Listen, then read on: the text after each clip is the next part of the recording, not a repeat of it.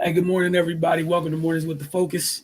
Uh, Wilson Tarpe Jr. from the Focus TV and my mom in sports. That said, the last week and a half, or getting close to 2 weeks now, every morning about this time, on YouTube pages, either find us magazine, my mom on sports, or Hoops Unfiltered, and then also on Twitch. Check us out. It's morning, just a morning discussion with you all. Chances to talk sports as a whole. I have a couple of topics every morning. Some mornings we have guests on. And again, eventually as this keeps going, we want to build it to the point where you guys we have call-ins at the end of the show. Again, as you guys see on screen, just an open discussion. You guys are more than welcome to steer the conversation any way you'd like. Uh, Obviously, it goes without saying, a responsible manner, any way you like, uh, within sports. And again, you have an opportunity to join the show, whether it's in the comment section or via call-in. Some mornings when it gets started, not too much this morning. Obviously with the NBA, just the finish wrapping up last couple games down the stretch of the regular season. For the most part, we know who's in the play-in on both sides. It's really about who's being seated where in the respective conferences. There's going to be no Lakers talk this morning for the first time this week. I think we kind of ended that yesterday when Ray was on. We're going to start with on the WNBA. Know how many of you guys follow it, but NFL draft's not the only draft that happens this month. WNBA draft literally happens this coming Monday. Big trade, though. The Washington Mystics held the number one overall pick. It was big for them after the year they had last year, finding out that they did have the number one pick. Yesterday, this whole time, Mike Tebow's the head coach, the general manager, head coach of the Mystics. He had said, outside of something crazy happening, that they would retain the pick. Well, apparently something crazy happened yesterday. Washington traded the first overall pick in this year's draft to Atlanta for the 3rd and 14th pick in this year's draft. They'll also have the rights. This is the key part. To swap first-round picks if needed. So if Washington's pick is lower than the pick they got from Atlanta by way of Los Angeles, when the Dream and the Sparks made a trade, the Sparks sent a first over to Atlanta. That's the first-round pick that's included in this trade with Washington. Washington can move up next year's class. Not to diminish this one in the least bit. A little bit more defined in terms of the type of talent that's coming out of it. 2023 class has been circled for teams, I am sure, for who's coming out next year. Coach Tebow felt comfortable making a switch. Per a statement, he said, we feel that this trade gives us the opportunity to have more options in both the 22 and 23 drafts. We're very comfortable with all three players that we have ranked as possible top 3 picks in the draft. Whichever player comes to us will add to the depth of this year's team, and we'll have the chance to grow into a very important role over the next few years. We didn't have any other picks in the draft. Now we have the 14th overall. Just to let folks know, WNBA draft is 12 picks each round. So pretty much the 14th overall pick. They now have Washington went from having the first pick in round 1 to now having the 3rd pick in round 1 and the 2nd pick in round 2. We have number 14 to try and find another good young player that can be part of our future. I'm excited for the draft on Monday night, and our fans should be excited too. He's a winningest coach in league history for a reason. From a GM standpoint, he knows what he's doing. So if they're comfortable trading back, it kind of puts some pressure on the teams that pick above them to make sure they take advantage of those 2 picks. And the other thing, the luxury that Washington has, there's no guarantee that who they take 3rd overall, no matter who it is not an indictment on their talent level, just for how Washington's roster is constructed, barring injury or anything of that nature. It's going to be tough for a rookie to crack the rotation. Like the WNBA is not like the NBA. It is extremely tough for rookies. Just because you get drafted 1st overall doesn't mean you are guaranteed minutes, depending on where you land. It's tough out there. Moving on to something else. This was funny, just because it feels like people forgot for a little bit. I don't know how it happened, but we got to a place where, everyone's talking about this draft class and corners. We know it's a passing league, pass rushing, and having people that can take the ball away and cover these dynamic wide receivers in this league is at a premium. Derek Stingley Jr. had his pro day yesterday. For whatever reason, we've gotten to a place where his freshman year, everyone felt he was one of the best corners in the country, arguably the best corner in the country his freshman year. Obviously, the following 2 seasons, some injury, whatnot, some injuries and whatnot. Matter of fact, he just bounced back from an injury recently to perform in his pro day. So 3 weeks ago, he had surgery. He wrapped up his rehab from a Liz Frank surgery. Look, man, it was a nice reminder because there's a lot of people, who don't have them in their top 5 in mock drafts, or some folks have them at the top 10. Seen some ridiculous statements like, oh, maybe he'll fall to the 20s. I mean, if he does, that's just an indictment on the team's picking in this year's first round. I know everyone likes Sauce Gardner, and deservedly so, but this kid was talented enough to be kind of the consensus best corner in the country as a freshman. You take the injuries away, what are we doing? Again, I'm still trying to figure out how we got to this place. Stingley reminded folks just who he was yesterday at his pro day. From him, I'm still me. Everything's going to be good. He said after a very impressive performance, he ran a 4.37 and a 4.4. A paraphrase here. He kind of went on to say that he had run faster. He expected to run faster. And that's not really a shock, man. We saw turn on tape. You know how special he is as a cover guy. So again, a draft like this, I don't understand how his stock has quote unquote fallen. But to each their own. Again, 4.37 and a 4.4, 38.5 vert. Again, my little opinion, doesn't mean anything. He's still the best corner in the class. And again, I'm truly struggling as to how he's been passed over by other prospects at that position. I guess that's a story for another day. And the other thing is that the draft's later this month. We're going to see if that holds up, or if teams have a change of heart all of a sudden, or if, from the team's perspective, sometimes there's a big disconnect between what we see from the media side of it, what comes out, and how teams view players. We see that each and every year, but there's no reason that this kid is this kid's falling. I just don't see it. I don't buy it. And if he somehow does, it wouldn't be the first time, in NFL history where we see very talented players fall because numerous teams just mess it up.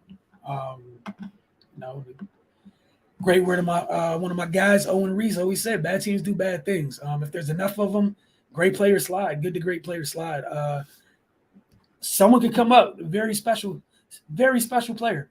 We saw Caleb Fairley get drafted out last year, and no knock on him.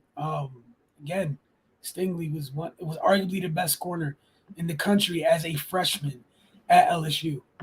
There's numerous practice tapes, practice film, what have you, like going up against Chase and company in practice. Like, he's the real deal. Obviously, injuries have an effect on any player, but sometimes you shouldn't overthink things. And I think this is something that's being happening. This is one of those examples of it where folks are just thinking a little too hard about something that's not that difficult. This guy, look, man, folks dream of corners like this. People are always talking about, we don't have real shutdown corners anymore, lockdown corners, what have you. It's really hard in this league, especially defensively, to do your job because of everything's kind of guaranteed to the offense. Look, man, a couple teams have an opportunity to get one of those guys where at least gives folks pause about going after.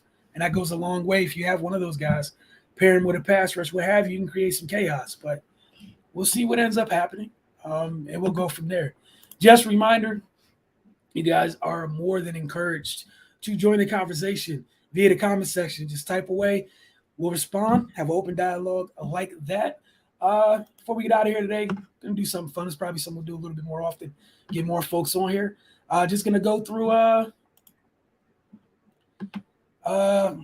we got a comment. So before I continue, I was going to go through Pete Schrager's mock draft, but, Troy, what's going on, brother? Good to see you. Usually not going to find 4.3 speed in that vert. Chilling on day 2. I like Daxton Hill too. Yeah, I like Daxton Hill too. But again, just for me, I don't understand how we got to this place where, Derek Stingley Jr., 2 years removed from general consensus his freshman year, is all of a sudden just okay, or not like he should be talked about my opinion, above those edge rushers people have at the top of many mock drafts. But hey, it is what it is. Yo, Anthony Tony was good, man. He's one of our folks. Is always with us on Wizards Outlook. Appreciate you tuning in this morning. It's one of the things we're talking about. On Wizards Outlook, I think last night, like days run together for me. But we're on here every morning. Feel free to chime in. I know you will. You don't hesitate at all, man. So welcome. Thanks for tuning in. You said what happened? What I was talking about a little bit earlier. Let me go back to it and I'll get it for you. Just give me a minute. Talk about the Mystics making a trade yesterday. So they traded the first overall pick in this year's draft to the Atlanta Dream for the 3rd and 14th pick in this year's draft. Essentially went from pick 1 to pick 3 in the first round, and now have a second round pick, which is pick 2 in the second round. And we're going to see how that turns out. And also they got a pick swap with the Dream for next year, and what's supposed to be a very loaded 2023 class for the WNBA draft. Yeah, you'll be okay. But we're gonna get to Schrager's comments. But again, Anthony, Tony, Troy, is anything else you guys want to talk about? Feel free. Like it is a very rough show playing about that here. So you guys got something that's more geared to what you guys want to talk about within reason. All right, how do I feel about that? Look, man, one thing I learned a long time ago, Anthony, Tony, just covering the league, been covering the WNBA, covering the Mystics since about since Coach T got here. So it's been at least like 5-6 years. I was covering him during that championship run in 2019, which was so much fun, by the way. I don't question Coach T, to be real honest. Remember a couple years ago, Ariel Atkins, who she is right now, everybody didn't expect her to get drafted by Washington that year. They took her. She played a key role in that 2019 run as a rookie. And you see where she is now, just was part of Team USA for a gold medal and whatnot. She's still ascending. Atkins is nice. And that's the thing. The year she came out, so many people didn't have her in the first round. I think one of the few people I saw having her in the first round in the mock draft, I want to give her credit, is Anila. I forget, like, as far as, like, if you follow women's basketball, like, within that, y'all know what I'm talking about. I don't remember her like her website per se off the top of my head, but she had her. I think we had her on for something. She talked about Atkins. That's what brought her to my radar, and I was like, okay, I keep that in mind. And lo and behold, Coach T took her that year. Are we doing a mock draft for the NBA or WNBA? I don't know so much as a mock draft. I know with the NBA, what we usually do is like we go to Ooze and Us every year on draft night and kind of do like a live broadcast from there. And that's something where we're just on just like this during the draft, talking to you guys while watching the draft and just, answer your question, have a conversation. Cardell's usually jumping in and out of pressers and coming on after, the picks address the media for the first time and just sharing some nuggets from them live on that stream. So that's something that we do for our WNBA mock draft. Not so much. We'll see what it looks like next. I don't even want to say next Monday. Like Monday's a few days away. What it looks like Monday night, we'll talk to folks to see if we'll end up on here. If we end up on there, just to do something during the draft or not. If not, we're just talking about it on pretty much Tuesday/Wednesday on next week's installment of the Focus TV. Can you pull up? Oh, man, look. Don't have it like that, sir, but you want to know what? Y'all keep tuning in, keep building. We see where that could go. Do something like give away gift cards, things of that nature, man. But that's on y'all to do that part, man. Word of mouth and whatnot, get more folks in here. We'll see what's happening. If you guys had nothing else for the moment, pretty much all I was going to do was slide on over to take a look at Pete Schrager's mock draft, which should be fun. Give me a second to pull that up. Most recent, I think this one came out, I want to say today. Today is the 7th. Yeah, so this came out today. Take a look at this. You guys share your thoughts with me, etc. So, we're just here. Right now, he got the 2 edge rushers going off the board back to back. And Hutchinson and Thibodeau. I'm not gonna get on here and talk too crazy. I just know for me personally, I don't think it's one of the years where like the top of the edge class is like heads and shoulders above the rest of the edge class. So if somebody takes them to the high to each they own, I'm not gonna knock it. Pass rushers are at a premium, but I think there's a lot of guys in this class who, depending on where they went to school, have a little bit more freakier ceilings athletically, and some who just didn't get an opportunity to show what they could do because they can do other things. So, I think that's the safest place I would go with that. So that's what he has his first two picks. Scroll down just a little bit. He got Evan Neal going to the Texans, which, look, man, I'm never going to knock anybody for getting protection for the quarterback. Right now, there's Davis Mills, and shout out to him last year. Thought he had a solid year last year. He was highly touted coming out of high school. And then last year, under David Cowley and company, he was solid last year. I thought he was one of the better rookie quarterbacks last season, just kind of overlooked and didn't get too much love for it. He got Sauce Gardner going fourth. Again, I'm not going to get mad at anybody. I do like Sauce. That said, I do not like Sauce more than I like Stingley. But, to each their own. If the Jets do this, I'm not going to be mad, and I wouldn't be shocked. Salah's the guy over there. We know the type of defense he likes to run. You see the size of Sauce. Salah comes from that. While they don't only play that, but he comes out of that Seattle cover 3 scheme. Came from Seattle by way of San Francisco before he got hired. So he's familiar with that scheme. That's what he came up in. He doesn't live or die by it, because they do play quarters, they do play man. But, if you want to go with Sauce, it's not a bad way to go. For the Giants, Ike Ekwonu, yeah, you need that. Regardless of your quarterback is, go get protection, man. One of the simplest things, it's kind of like what Miami's doing. You're going to find out real quick if Tua is your guy or not by improving everything else around him. Get him a good offensive line, and then figure out if you fix everything else, it's process of elimination. Is it the kid or is it you? By way of what did you put around him? Carolina Panthers, they got Kenny Pickett going 6th overall. Schrager does. I know they need a quarterback. I'm interested to see what they do, just because they traded for Bradford last year and then immediately gave him that 5th-year option. So he's here. It's $18 million for him here, and you're about to draft either over him or, I don't even believe that they would pretty much draft over him. He barely – Cam played last year while Sam was there. We saw a couple quarterbacks get their run at it. Sam had first dibs, and, we saw what he did with it. So, they also were in the Deshaun Watson sweepstakes. So, they're looking for a quarterback. You might just have an $18 million backup at this moment and teach their own. What we got next? The Giants again. Trayvon Walker, Jermaine Johnson for the Giants and the Falcons. So for me, what I was just talking about with the edge class, having folks that didn't get a chance to fully show what they're capable of. Look, both of those guys, I know Jermaine Johnson says Florida State on it. He started out at Georgia. Then he transferred. He didn't transfer because he couldn't hack it. He transferred because he wanted to rush the passer, which is what he did at Florida State, and he was damn good at it. Both of those guys, freaky talents. I think Jermaine Johnson is probably pound for pound one of the best pass rushers in his class in terms of coming in right away, and he should hit the ground running. The kid's ready. You're not waiting or, wondering if it translates or anything like that. Like, Jermaine Johnson's nice. And Trayvon Walker, you have no idea what he could do because at Georgia, he was asked to do so many different things. But, again, if you're the Giants, yeah, man, you take talent, you need it. Lord knows you need it. Seattle at 9. They got Seattle and the Jets at 9 and 10. You got Charles Cross. Seattle's offensive line has been bad for a while. Kind of crazy that now that Russ is gone, now you can invest in it. But, better late than never. Jameson Williams for the Jets. Oh, man, get him. By all means, go get him. Who they take last year? I'm gonna forget his name right now, of course. But it was a slot wide receiver. He's extremely dynamic. He had a solid year.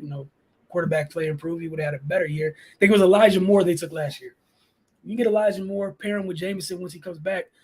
Jameson Williams was amazing last year. Went from Ohio State to Alabama. Finished up at Alabama, got injured during their postseason run. Look, man, arguably the best wide receiver in this class. I don't think anybody's like – depending on what you like, you can make an argument for quite a few folks in this class, man.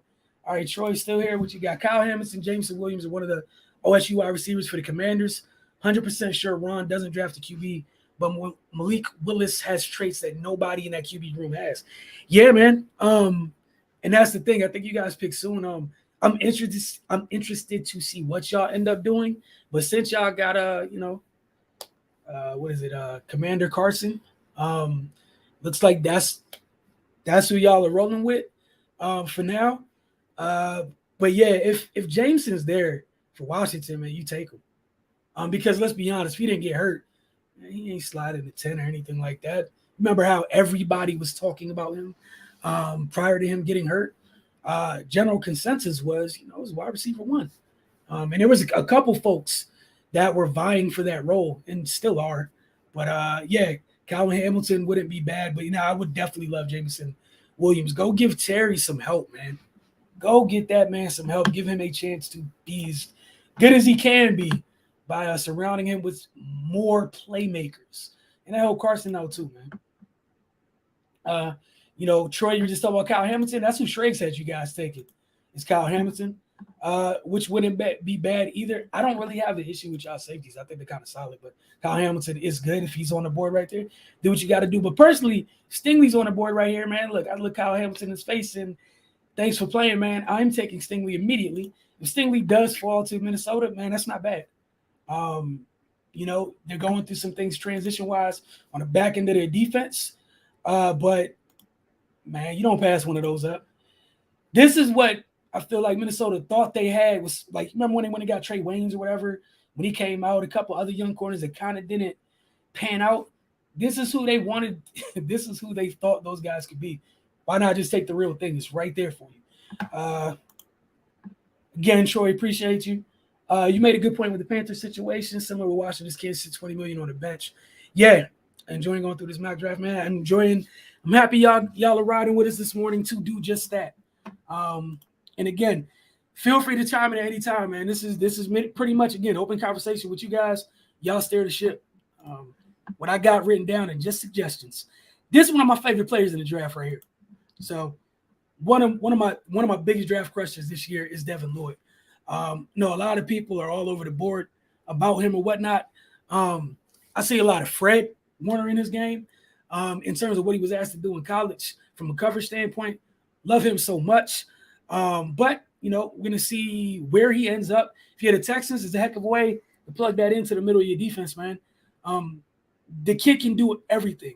And we've seen, especially at that position in this league, if you're going to choose the linebacker, like some teams have had issues where they take the linebacker that can do everything in terms of in the box or in the run game, things of that nature, but they're okay in coverage. Other teams have fared better where they take the guy who had so much experience in coverage and they're learning how to do the other things. Listen to a pod maybe a month or two ago, call my cousin and tell him about it. I'm like, hey, check this pod out. I think Richard Sherman's podcast, he had Fred on for a little bit. Fred was saying in college how he was used. He was essentially he essentially was a slot. Like he was used like a safety, like a third safety at BYU. So a lot of people had questions. One reason he fell was like, hey, we don't know if you can do actual linebacker stuff. Now think about that. Again, this is why this league is so special. So you're special enough as a linebacker that we don't question your coverage ability at all. You can do a whole bunch of weird stuff that linebackers aren't supposed to be able to do comfortably in coverage, but we're worried about the typical linebacker stuff, the in the run game, what have you, where, bro, you have coaches, coach him up. And Fred was saying he hadn't played in a box before. He hadn't played behind, in a run game or whatever, playing middle linebacker, behind defensive tackles, having those two big guys up front, figuring out where to go or whatever. And this is something where I think Devin Lloyd's a little bit ahead of him at. I don't think Devin Lloyd's where Fred was from a cover standpoint, but I think he has more experience playing in the box, diagnosing the run game, things of that nature. Yeah, man, go get him. Troy said put him next to Patrick Queen and rock out. Yes. Like I think Baltimore's plan was like, go get Wags. Didn't happen. Man, go put him next to Queen. And that's not a bad duo at all. And again, that's Baltimore doing what Baltimore does, right? Can't get mad at it. But in this case, he has him going to Houston. Baltimore up next, Trevor Penning, offensive line. And I'm never going to get mad at anybody for taking offensive line to protect franchise quarterbacks, which is what they have. All right, this is where it gets fun. You got the Eagles. excuse me for a moment, you had the Eagles, Drake London, which is, they got Devontae Smith.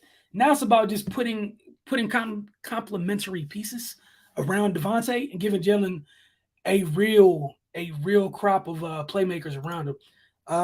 You want to talk about a big target? Yeah, you got that. Drake London's a problem. He's a very, very good prospect, and I think that would be great for the Eagles if that's where he goes. New Orleans Saints have them, they just traded with the Eagles to get up this high. Would have pretty much moved from 18 to 16 essentially. Garrett Wilson would be the first of those two Ohio State wide receivers come off the board. I like him a little bit more than Olave. Yeah, I'm not mad at that. Improve your offense, man. Improve your offense. There's nothing wrong with that. They got them going on back-to-back. Chris Olave, you think about that, going to Justin Herbert, going with Keenan Allen and company. That's Keenan Allen, Mike Williams, and possibly, in this case, Chris Olave, who is a technician as a route runner. It's not a bad look at all, especially for Herbert. Next up, you got the Eagles going Trent McDuffie, corner from Washington.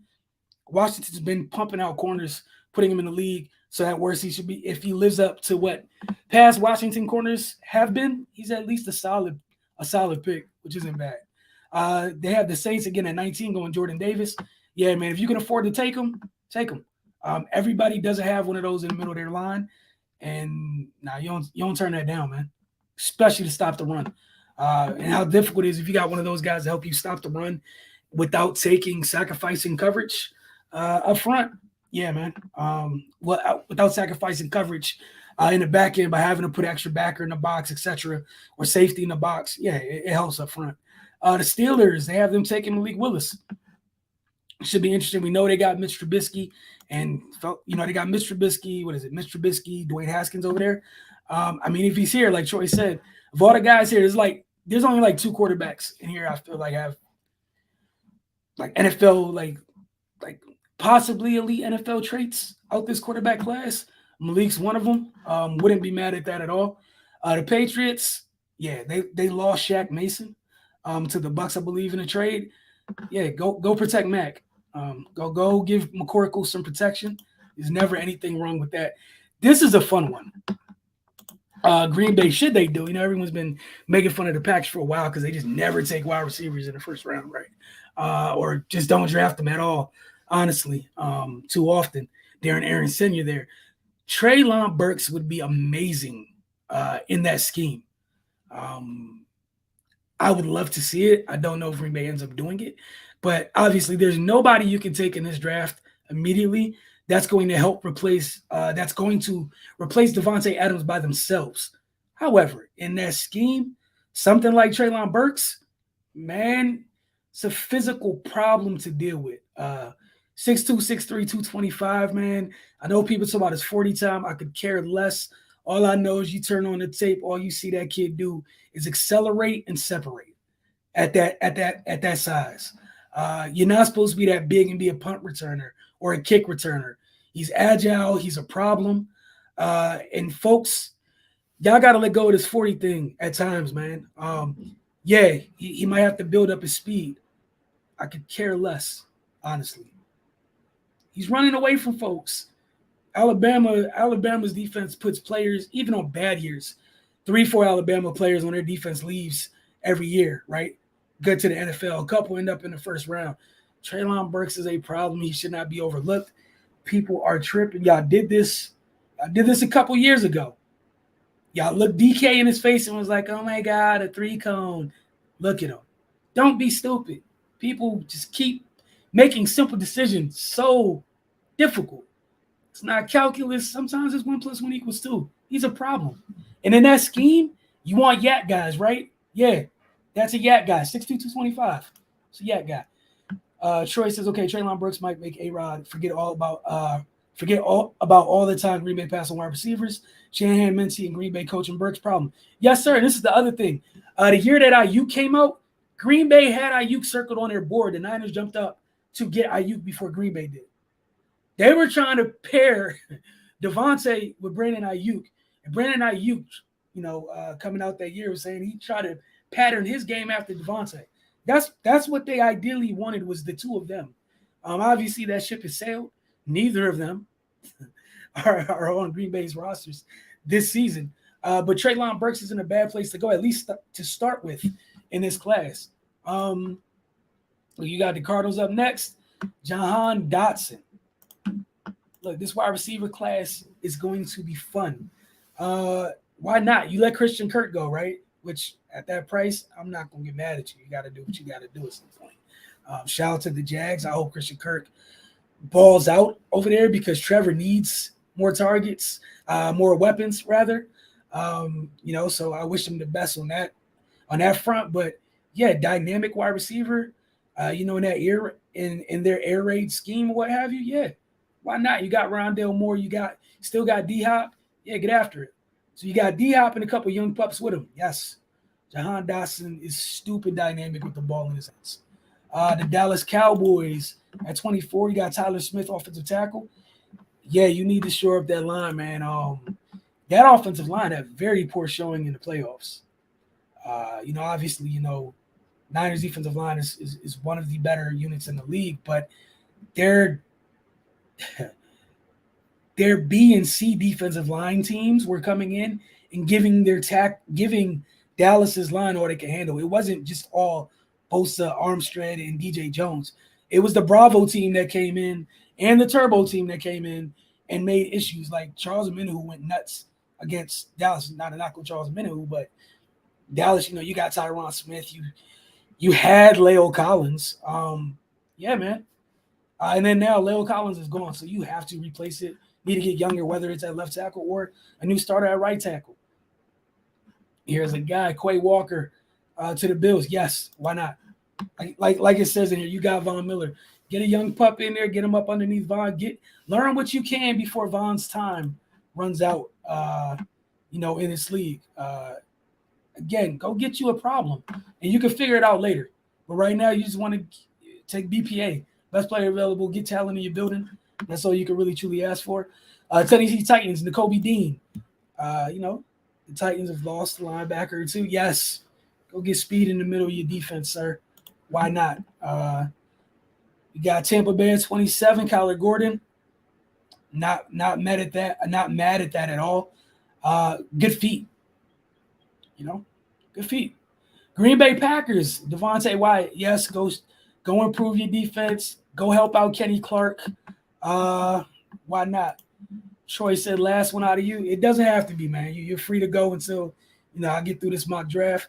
Love that Buffalo pick for one of them Georgia linebackers / athletes, Walker Dean, and see if KC or one of them AFC passing teams want to go pass happy, see what happens. Yeah, and that's the thing right now. You got a lot of folks armoring up, as you should, to get the big bad Chiefs out the way. That's what you need to do. And not only them, if you're not the Chiefs, we saw the light show the Chiefs and Bills put on in the playoffs. That was nuts. Absolutely nuts. Then you got the young pups over there in Cincinnati. Yeah, you have to get right defensively. It's tough out there. And Lamar was out most of last year. And it's the wild, wild west out there as a whole in that conference. Kansas City Chiefs. This is the pick I like a lot, not just because the kid went to UConn. I feel like he would have been more heralded if he didn't go to a basketball school and play football. But UConn's Travis Jones, he acted out at the Senior Bowl and whatnot, but he's one of the better players at his position in this class. And if you're the Chiefs, I think with the Chiefs, I don't know if we've talked about it in depth, obviously, with Tyreek Hill getting traded and what it meant for the Dolphins and the Chiefs or what have you. But I think, clearing that cap space or whatever, it gives you a chance. That dangerous life they were living where, we just got to outscore you and maybe get a couple stops. They got a real opportunity here to field a better overall football team.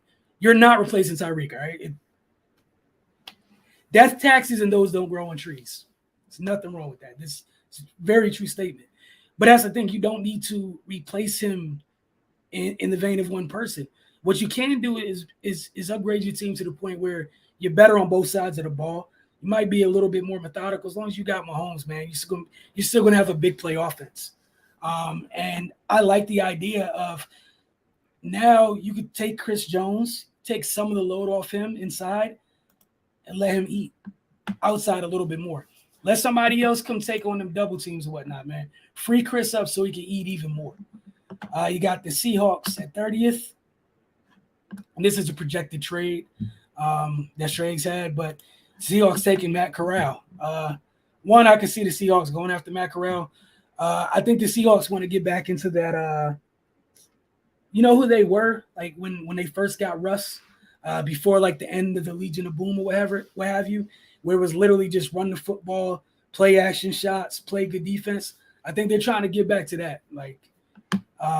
And the quarterback, while I don't think they're going to get anybody immediately on Russ's level or even have the potential to be Russ, I think they're kind of okay taking a step back from that standpoint to being more of the type of team they want to be as a whole, being more of a complete team.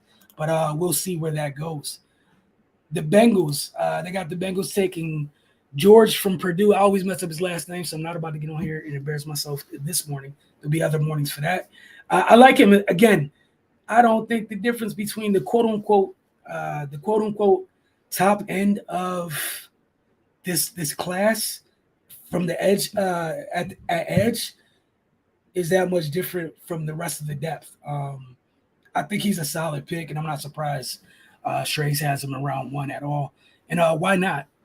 Go get you a guy to add to that defensive line. Your rebuilt defensive line played a big role in why you were successful last year. Improve your defense, man. All right, Troy. And again, Troy, look, it's an open conversation, man. It was just you and me here talking. It's going to be you and me in here talking. This morning, we had Anthony Tony in here, too, so we appreciate him as well. But, yeah, it's open conversation. Y'all don't have to feel bad. Talk as much as you want until, like I said, I set aside an hour for you guys every morning. So if it's 15 minutes, 12 minutes, some days, it is what it is. Other days, it might be 58. It is what it is. It's up to you guys. Am I missing something on Corral? Small frame, and I don't see that ball flying from his hand like Pickett will. It takes some silly hits too. Yeah, look, and again, like this quarterback class, and I'm not trying to be mean or anything else. I don't think it's overall as bad as some people made it to be. But I think in the draft with all this talent, I do think this is the one position in this draft class that doesn't have as many guys with elite traits at the position.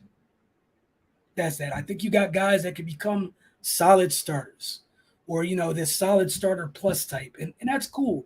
But I only think you got two guys with the ability to be, possibly be guys at the position. Malik's one of them, and the other one, again, this is just my opinion. The other one that I have, we'll talk about in just a little bit. Sparty faced Purdue and Michigan. That George kid was wreaking havoc, just like Hutchinson. Yeah, I like. Oh boy, I'll probably wait till I'll wait for another morning. Have somebody else on here. We could talk about the edge class in depth a little bit more. But Hutchinson is like, all right, Troy, for instance, right? Y'all had Ryan Kerrigan, right? Y'all liked Ryan Kerrigan. But like Ryan Kerrigan, for everything that he was, I don't think anybody ever once confused Ryan Kerrigan with like those upper echelon pass rushers. You know what I'm saying? But he was solid and consistent. He was like if you're gonna have somebody to complement the guy, Ryan Kerrigan was perfect to be the guy opposite the guy. That's how I feel about Hutch. I feel like he's the guy on the other side of the guy. And I don't think that's a bad thing. If it's me, how I feel about, especially in the NFL draft, like how I feel about those top 10 picks, if I don't feel like I got the potential where when I swing the bat, I'm getting a solo, a two-run, a three-run, or a grand slam, I'm not messing with you in the top 10. It's just me personally. I'm leaving you alone. Respectfully, I'm good off that. Kerrigan solid, but never demanded double teams. I feel go back. And I would never take him that high. Yeah, exactly. And that's all I'm saying. I don't think Hutch is a bad player, but I think like literally my cousin and I were talking about this early this morning. So about like in this class, it's so many different positions. There's a bunch of talent, right? But everybody wasn't allowed to showcase what they can do. So you got folks kind of going off what they did see, right? Which is it's not a bad thing. Not a bad thing. But for folks to go like, again, if it's me, I'm taking an edge in the top 10. I need to know when you come out there, oh, we got this, we got to chip you.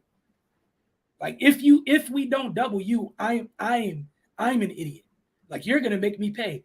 I watched Hutch this year, and I'm not gonna lie. Most of the times where I watch Hutch, I walked away like looking at Ajabo and Hill on that defense. So again, I do think Hutch is good. I just don't think like again top 10 pick, man, top 2 pick.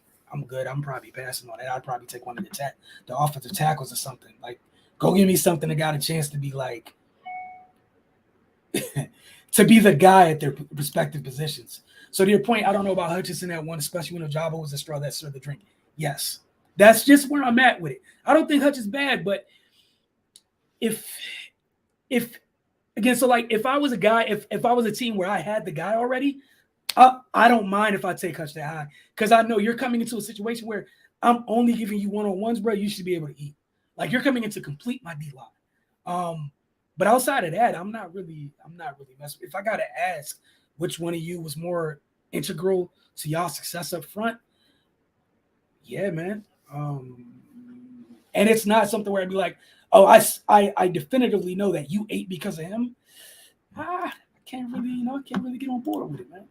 And the last pick in the first round, which I guess we'll stop after this after you guys have a little bit more comments. Detroit Lions, they have taking Desmond Ridder. All right, so I'll make it easy. I said Malik Willis is one of the guys that I really liked. Sorry about that. Really liked in terms of trait wise coming out of this class at that position. My other guy was Ridder. I've liked Ridder for like a year and some change now. I know people bring up a bunch of different stuff with him. I think someone's going to mess around and get a very good player. I think he has some of those traits where he could be special, and I think people are just doing too much right now, man. Again, if you're going to swing the bat, if you got a chance to get somebody that could be special, you go get him. If the ceiling for that guy is just, hey, this is solid, and there's certain things I can or can't do, I bring the team that I openly root for example. James Garoppolo, right? He's a good quarterback, man. He's a solid quarterback, but nobody, when he came out, he went in the second round for a reason. Nobody looked at him and was like nobody's looked back like, oh man, he should have definitely went in the first round. People messed up. Look at this year right here, man. Like he's available. Nobody's out here beating down people's doors to go get him, what have you. Not an indictment on him, but just again going with this conversation. If that might be what someone's ceiling is, I don't want that in the first round, man. I want to go do where you go get something raw, but the tools are there, and it's just like, hey, it's you get paid to coach, right? Go coach, go mold that clay, but knowing that clay is something special, the material, that quality of clay is real. With the QBs, give me a cannon arm and can run like Willis to see over the top and tall like Ridder with the arm with nothing in between. No more Sam Howells, Matt Corral types. Yeah, I'm with you. I don't think those guys are gonna be like. I think those guys could be solid starters in this league.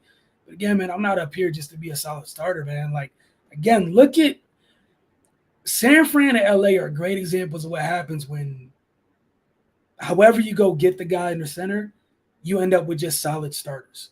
When you have to sometimes win in spite of that player or what's it called? The game plan, you have to limit your game plan, what you can do because of said player. You don't want to be in that position. It's a tough place to be at. It's hard enough to call plays and win in that league or be successful on either end of the football, let alone do so when you're kind of handicapped to a degree. Nobody wants to deal with that. So yeah, if you got a chance, man, you go get one of those two young guys. And again, I'm gonna go out swinging for the fences. At least if I miss, I know I went. If I miss, I end up with one. There's so many of those like middle tier guys. Like it is what it is, man. Look where Trubisky just ended up. Like we really still, even after all the stuff that's happened, we still don't fully know what Mitchell is and what Mitchell's not, man. We have no freaking clue. We'll get a chance this year to find out, but it is what it is. Appreciate you, Troy, and anybody else tuning in this morning, man. Again, It's on y'all what we talk about. I'll be back tomorrow morning because, today's Thursday, so tomorrow's Friday. I don't know if I'll have a guest tomorrow morning, but we'll see what we're talking about. Again, pretty much if y'all got guys, y'all have things you see throughout the day in sports that y'all want to talk about, you want to have a discussion about, hey, man, jot them down, put them in the notes in your phone, come in here, get it all out. And like Troy this morning, man, I'm not mad if it's just you and me talking, man. It's you and me talking. It is what it is. But appreciate everybody for tuning in again, spending some time with us here this morning. Mornings with the Focus. Wilson Tarpe Jr. We'll see you guys tomorrow morning for another edition of Mornings with the Focus at about, 9:30 a.m. Eastern, give or take. Y'all have a great day.